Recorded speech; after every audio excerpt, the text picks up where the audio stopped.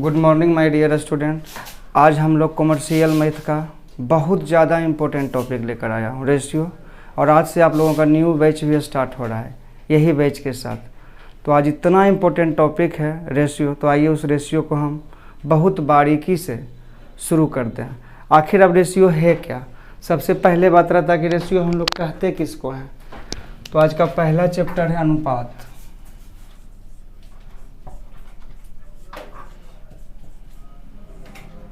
अनुपात रेशियो।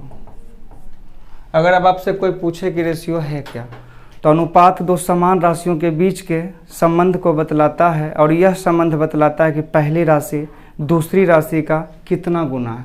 लिखिएगा तो पहला अनुपात का डेफिनेशन। अनुपात का डेफिनेशन लिखिएगा, लिखिए आप लोग। अनुपात अनुपात दो समान राशियों के अनुपात दो समान राशियों के बीच के संबंध को बतलाता है, संबंध को बतलाता है। और यह संबंध बतलाता है कि यह संबंध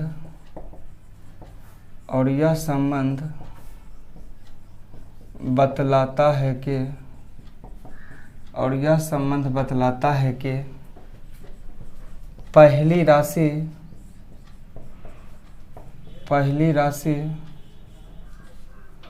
पहली राशि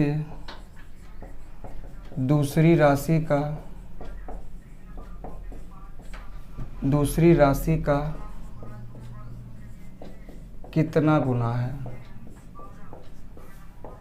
कितना गुना है।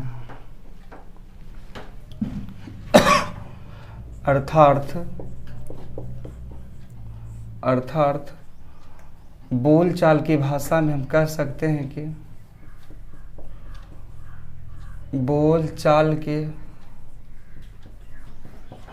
भाषा में हम कह सकते हैं कि अनुपात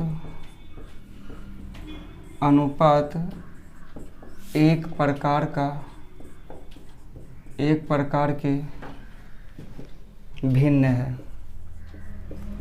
प्रकार के भिन्न है। इसे हम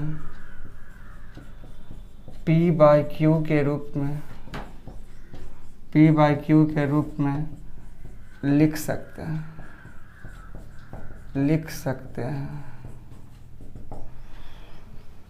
इसे इस चिन्ह से सूचित या सूचित किया जाता है। तो यही हम लोग सिखाए कि अनुपात दो समान राशियों के बीच के संबंध को बतलाता है और यह संबंध बतलाता है कि पहली राशि दूसरी राशि का कितना गुना है। अर्थात बोलचाल की भाषा में हम कह सकते हैं कि अनुपात एक प्रकार की भिन्न है। इसे हम P/Q के रूप में लिख सकते हैं। इसे इस चिन्ह से सूचित किया जाता है। एक पॉइंट लिखिए, एक और पॉइंट लिखिए। इस पे एक पॉइंट लिखिएगा, अनुपात संबंधित लिखिएगा पॉइंट। अनुपात संबंधित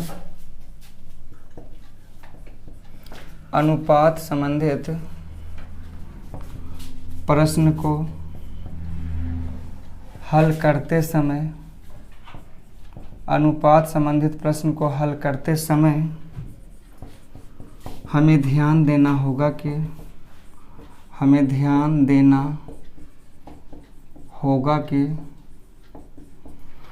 अनुपात संबंधित प्रश्न को हल करते समय हमें ध्यान देना होगा कि अनुपात के तुरंत पहले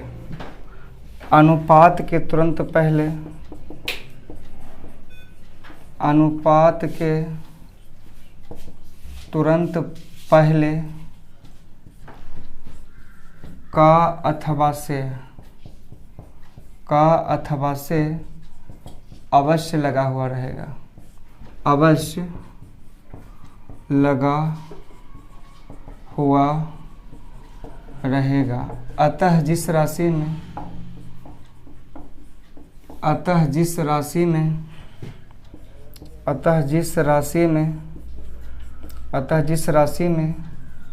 का लगा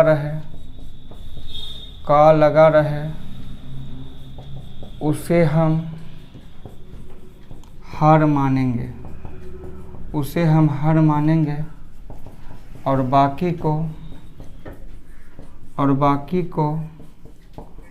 अंश। अब सबसे पहले हम जब रेशियो स्टार्ट किए तो आपके मन में होता होगा कि रेशियो है क्या, अनुपात क्या है, व्हाट इज रेशियो। तो अनुपात दो समान राशियों के बीच के संबंध को बतलाता है और यह संबंध बतलाता है कि पहली राशि दूसरी राशि का कितना गुना है। बोलचाल की भाषा में हम कह सकते हैं कि अनुपात एक प्रकार की भिन्न है। इसे हम P/Q के रूप में भी लिख सकते हैं। इसे हम इस चिन्ह से सूचित किया जाता है। एक और पॉइंट है कि अनुपात संबंधित प्रश्न को हल करते समय हमें ध्यान देना होगा कि अनुपात के तुरंत पहले का अथवा से अवश्य लगा हुआ रहता है। अतः जिस राशि में का लगा रहे उसे हर और बाकी को अंश मानेंगे। अब इसी नोट्स पे हम लोग टाइप पहला शुरू करते हैं। तो आइए पहला क्वेश्चन से टाइप फर्स्ट से हम लोग शुरू करते हैं। और ये मेरा बुक है, इसी में हर एक टाइप बारीकी से आप लोगों को बताएंगे। तो बारीकी टू बारीकी देखिए, इसको लिखिएगा। तो पहला क्वेश्चन टाइप 1 देखिएगा, लिखिएगा टाइप 1। तो अब हम लोग रेशियो का टाइप फर्स्ट इस बुक से शुरू कर रहे हैं। जिनको मंगवाना है वो मंगवा भी सकते हैं सेंटर से आके। देखिएगा टाइप फर्स्ट देखिएगा। टाइप फर्स्ट में क्या नोट्स लिखा है कि अनुपात संबंधित प्रश्न को हल करते समय हमें ध्यान देना होगा कि अनुपात के तुरंत पहले का अथवा से अवश्य लगा हुआ रहता है। जिस राशि में का लगा रहा है उसे हर और बाकी को क्या मानेंगे, अंश। तो इसको रूल नोट लिखिएगा, यहाँ पे हेडिंग दीजिएगा।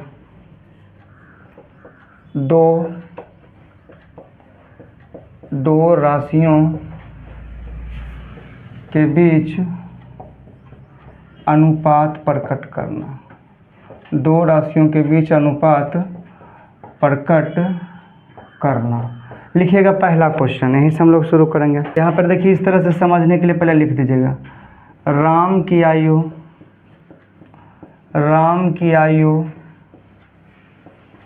श्याम की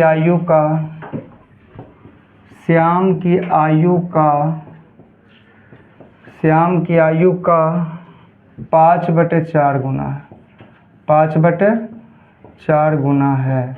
तो आप लोग जानते हैं, आपसे पूछा है क्या, तो राम तथा श्याम की आयु का अनुपात। तो राम तथा श्याम की आयु का अनुपात। अब यहाँ पर नीरज बताना कि राम की आयु श्याम की आयु का। तो आप लोग जानते हैं कि अनुपात संबंधित प्रश्न को हल करते समय में ध्यान देना होगा कि अनुपात के तुरंत पहले, ये अनुपात है ना, 5/4 भी इसको हम लिख सकते हैं। अनुपात के तुरंत पहले का अथवा से अवश्य लगा हुआ रहता है। अतः जिस राशि में का लगा रहे उसे हर। तो 4 कहाँ लिखिएगा, हर। तो श्याम में 4 लिखिएगा और राम पे कितना लिखिएगा, 5। तो यही आपका क्या आ गया, रेशियो। अभी रेशियो लिखाना सिखा रहे हैं, दो राशियों के बीच अनुपात प्रकट करना। नोट करिए इसको, 4/5। 5/4। ऑप्शन नंबर कितना, ए। अगला लिखिएगा सेकेंड क्वेश्चन। इसको इसी तरह से बनाना है कि राम की आयु श्याम की आयु का 5/4। तो जिसमें का लगा रहेगा उसे हर और बाकी को अंश। तो श्याम में का लगा हुआ, तो श्याम को हम लोग 4 लिख दिए और राम को कितना लिख दीजिएगा, 5। अगला लिखिएगा इसी तरह के क्वेश्चन। अच्छा, इस बात को बताइए कि आप विवाह के समय कम उम्र के होंगे कि इस समय? विवाह के समय आप कम उम्र के होंगे, इस समय तो आप ज़्यादा उम्र के न होंगे। अच्छा, कोई व्यक्ति का अगर विवाह होता है तो कब बड़ा होता है, विवाह के समय कि विवाह के बीत जाने के बाद? बड़ा होता है। विवाह के समय कम उम्र का होता है। तो वही तो, विवाह के समय अगर हम 22 साल के होंगे तो अभी कितना साल के हैं, 30 साल के हैं। तो वही बोल रहा था कि रीना की वर्तमान आयु विवाह के समय की आयु का। तो रीना की वर्तमान आयु, वैसे इसको अगर लिखना, हालांकि ये नहीं है, वर्तमान आयु विवाह के समय के आयु का, विवाह के समय के आयु का कितना बोल रहा है, 7/4 गुना। तो बोल रहा है आपसे रेशियो पूछ रहा है कि वर्तमान तथा विवाह, तो मतलब वर्तमान उम्र आपका कितना है और विवाह के समय आप कितने वर्ष के थे, दोनों का रेशियो आपसे फाइंड आउट करने को बोल रहा है। तो कोई भी व्यक्ति बोल विवाह के समय के आयु का, तो विवाह में का लगा हुआ है, तो विवाह के समय के आयु का, तो विवाह के समय आपका कितना साल के थे, 4, लेकिन अभी वर्तमान में कितना हो जाएगा, 7। तो आपका आंसर 7:4। आ रहा है बात समझ में ना। बोला एक कलम का विक्रय मूल्य उसके क्रय मूल्य का, तो बोला विक्रय मूल्य, हालांकि इस लाइन को हमेशा मत लिखिए, विक्रय मूल्य उसके क्रय मूल्य का, उसके क्रय मूल्य का, उसके क्रय मूल्य का कितना बोल रहा है, 4/3 गुना, 4/3 गुना है। तो आपसे रेशियो पूछा क्रय मूल्य तथा विक्रय मूल्य। क्रय मूल्य को हम लोग कॉस्ट प्राइस बोलते हैं और विक्रय मूल्य को हम लोग क्या बोलते हैं, सेलिंग प्राइस।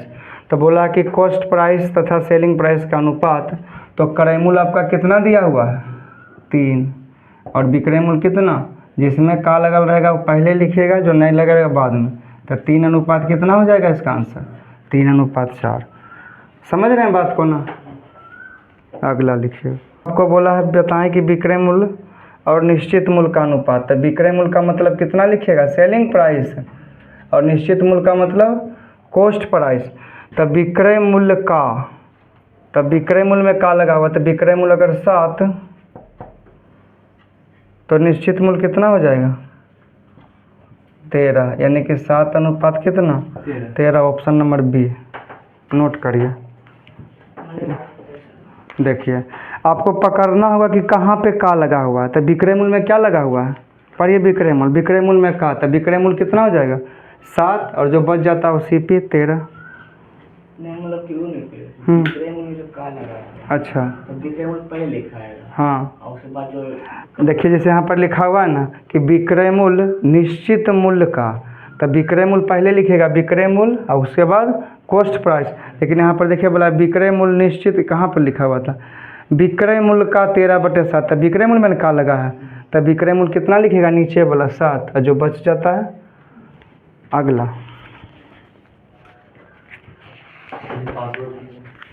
बोल रहा चीनी तथा पानी के घोल में पानी की मात्रा, आप इसको इस तरह से लिख दीजिए, पानी की मात्रा, पानी की मात्रा पूरे घोल का, पानी की मात्रा पूरे घोल का, पूरे घोल का 6/13, 6/13 गुना। अब इसको समझिएगा, आप इसको उतना आसानी से मत बना दीजिए, 6/13 गुना है।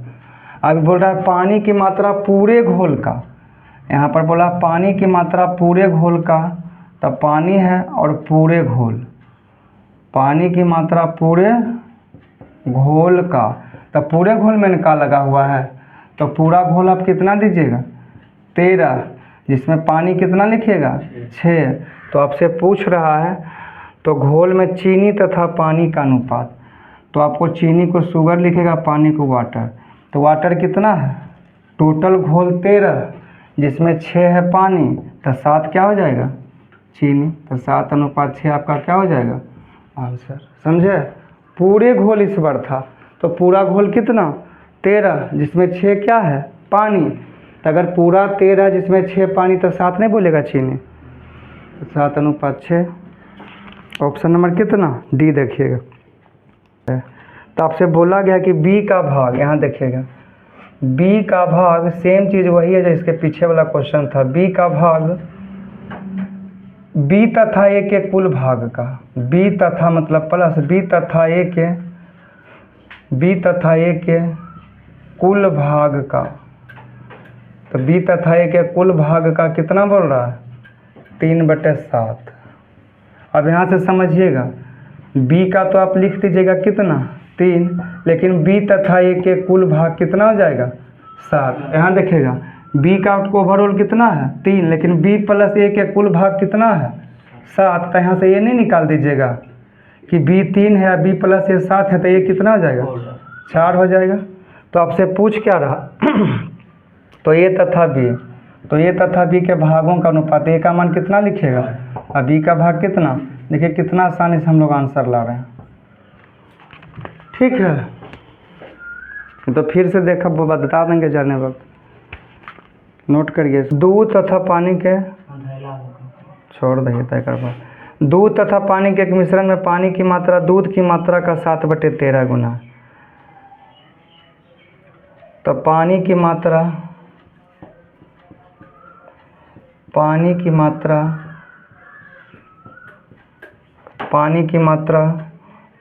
की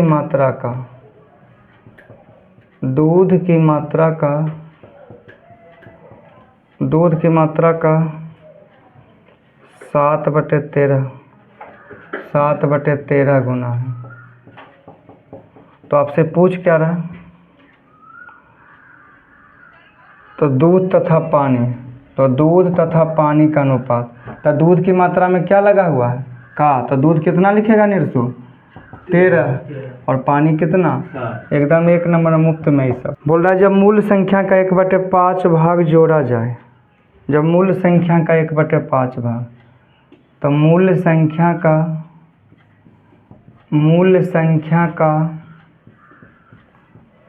1/5 भाग जोड़ा जाए नई संख्या में। तो आपसे पूछ क्या रहा है, तो नई संख्या तथा मूल संख्या। तो यहाँ पर आप लोग लिख दीजिए नई संख्या और मूल संख्या। मूल संख्या मतलब ओरिजिनल नंबर। तो नई संख्या, तो पहले किस में लगा हुआ है, मूल संख्या में का लगा हुआ है। तो मूल संख्या निरसु आप कितना लिखिएगा 5 और 1 जोड़ देगा तो कितना हो जाएगा नई संख्या, छो ना जोड़ दीजिएगा ना। हाँ, तो 6 अनुपात कितना 5। एक और लिखिए। तो सबसे पहले बोला कि उस संख्या में 3/8 गुना जोड़ा जाए। तो मूल संख्या में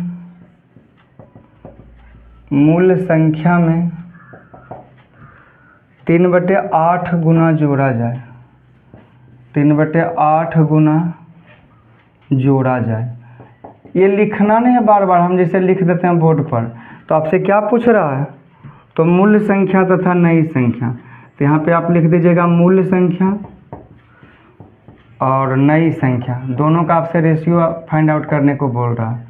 तो मूल संख्या तथा नई संख्या, तो मूल संख्या कितना लिखिएगा, यहाँ देखिएगा बोर्ड, मूल संख्या कितना 8 और आगे बोला कि 3 जोड़ दिया जाए। तो 8 में 3 तो 8 अनुपात कितना 11। बस यही आंसर लिखना है। एक और लिखिए भाई, पूछ रहा है किसी संख्या में उस संख्या का 2/7, यानी कि मूल संख्या